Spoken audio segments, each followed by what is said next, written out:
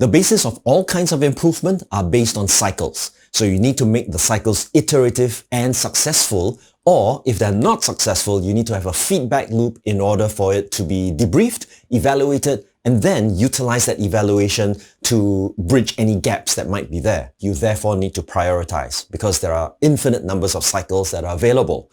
What is the top of your priority? Here's what I recommend. Number one, make sure you have identified your strategic priorities by doing your proper SWOT analyses in order to scan the environment for opportunities and threats. Number two, make sure that all of your cycles are done in a systematic fashion.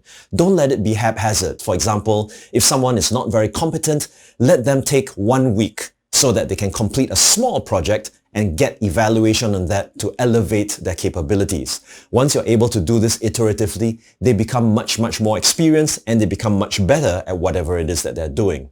Number three, make sure that you provide feedback and create opportunities for bigger cycles so that project management becomes a core capability within your business. If you don't have effective project management capabilities, I strongly suggest you go develop them now. Utilize a platform, learn how to use that platform such as Notion, Taskade. There are so many out there. Every single thing that you want to accomplish in your business or in your life requires you to run through those systems and processes in an iterative cycle so that you can get stronger and also across time so that you can get better.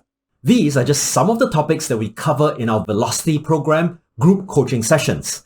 DM me Velocity and I'll send you information today.